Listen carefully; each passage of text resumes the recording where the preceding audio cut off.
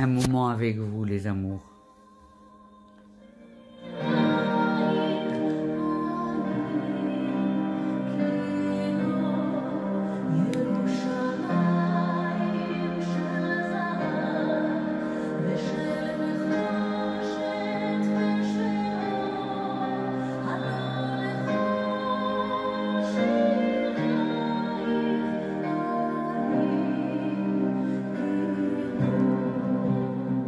Allez, on a fini la musique, on passe au texte. Nous en étions, je viens de finir la 2e capsule, nous en sommes maintenant à la 3e capsule. Alors accrochez vos ceintures, concentrez-vous, parce que c'est un moment exceptionnel entre nous, de communion, de réunion. On y va? On y va.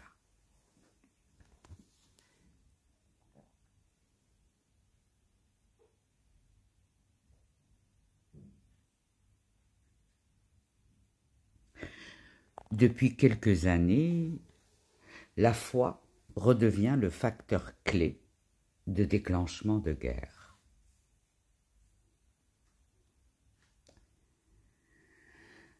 C'est le cas au Moyen-Orient, mais également entre la Russie et l'Ukraine, entre la Chine et les Ouïghours. Que ce soit ainsi est une très bonne nouvelle aussi, car cela simplifie grandement les choses. Au lieu d'avoir à régler 36 problèmes économiques, sociaux, culturels, territoriaux, on n'en a plus qu'un seul, celui de la foi. Le conflit au Moyen-Orient porte cette question au zénith, avec 2 croyances millénaires qui s'affrontent. Les croyants se battent pour leur vie ici-bas, mais c'est accessoire. Ils luttent aussi et surtout pour leur vie après la mort, qui est supposée durer l'éternité. Que pèse notre vie éphémère en comparaison avec celle qui nous attend dans l'au-delà, puisqu'il s'agit d'une éternité. Vu de l'Occident, ces matchs au nom de Dieu et d'une très hypothétique vie après la mort paraissent incompréhensibles. Chez nous, on se bat pour de vraies raisons, bien tangibles, comme la conquête des ressources disponibles ou de l'information. Les guerres de religion, ça fait primitif. L'observateur extérieur s'interroge sur la nature du Dieu qui inspire ces guerres. Eux aussi sont primitifs. Allah ou Hachem rappelle les idoles du temps passé. On fait la guerre en leur nom, on décapite, on viole, on déchiquette les chairs pour faire plaisir à son Dieu.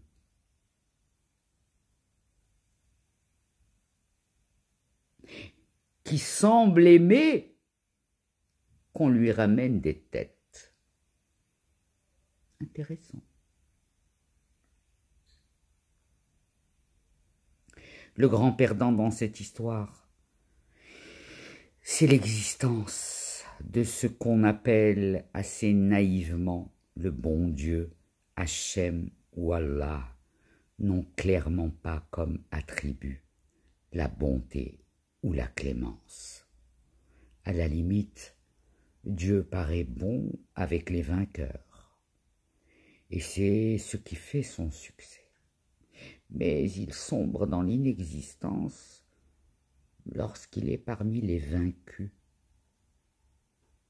Par exemple, avant le 7 octobre en Israël, on célébrait depuis 70 ans la série de miracles par lesquels Dieu avait assuré la sécurité et la victoire. Mais que dire? Que dire devant la série de miracles symétriques qui ont permis à l'ennemi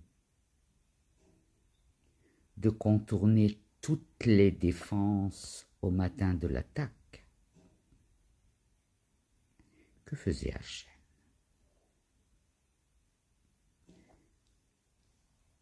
Allah l'avait-il contourné,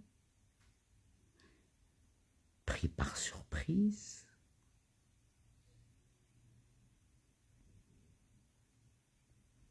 En Terre Sainte, c'est ainsi que les choses se racontent. En Europe, la guerre est racontée en termes de mérite militaire, de courage et de stratégie. Au Moyen-Orient, un combattant ne se vantera pas d'avoir tué un ennemi. On est l'instrument de la colère divine.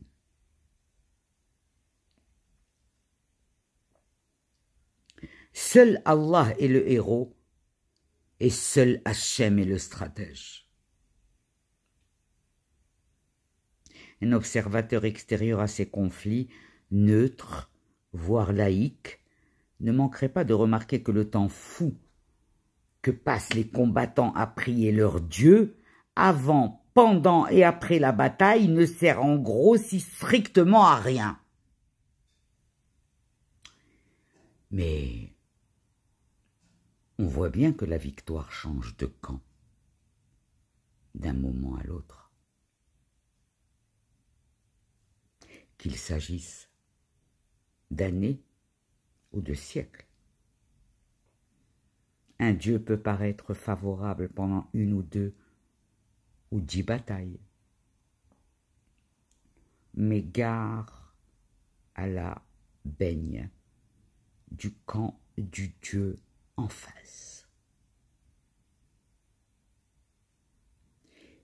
qui ne tardera pas à arriver, prière ou pas.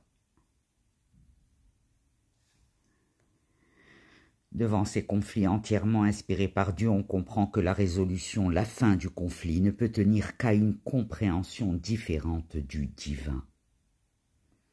Venir au Moyen-Orient avec des propositions de paix, des contrats d'investissement ou de l'aide humanitaire, toute proposition sympathique mais dénuée de divin, n'ont aucun intérêt.